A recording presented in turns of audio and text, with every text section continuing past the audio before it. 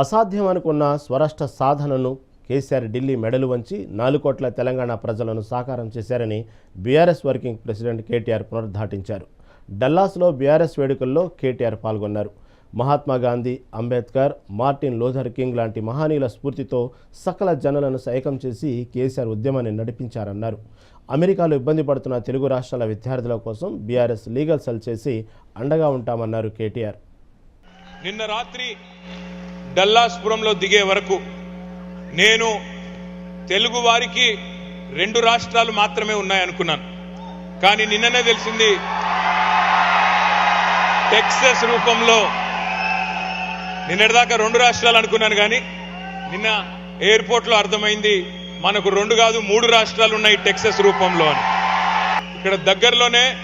ఇక్కడ నుంచి దగ్గరలోనే గంటర్ అనే ఊరుందంట. ఒక తమ్ముడు చెప్పాడు నాకు, అన్న అది గంటర్ కాదు గుంటూరు అయిపోయింది, మన వాళ్ళందరూ అక్కడే ఉన్నారని చెప్పినాడు. The Telangana dream began when we had no map, no voice, only passion for tomorrow and a purpose driven vision. When the world was silent, our streets spoke. When the future looked far, we marched into our destiny.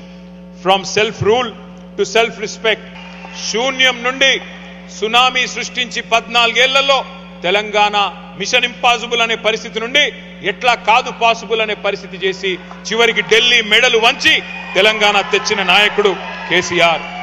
ఆనాడు కేసీఆర్ గారి పిలుపు మేరకు సకల జనులు ఏకమై అపూర్వ పోరాట సన్నివేశాలను ఆవిష్కరించి స్వరాష్ట్రాన్ని సాధించుకున్నాం. ఇక్కడ ఉండే విద్యార్థులు కూడా చాలా మంది ఇక్కడ ఉన్నారు. వాళ్ళు నాకు తెలుసు, నేను కూడా ఇక్కడ చదువుకున్న విద్యార్థిని అమెరికాలో.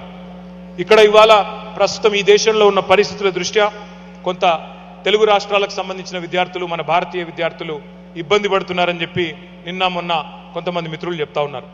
వారికి నాదొకటే సూచన. ఇంగ్లీష్లో ఒక సామెత ఉంది, tough times never lost but tough people do.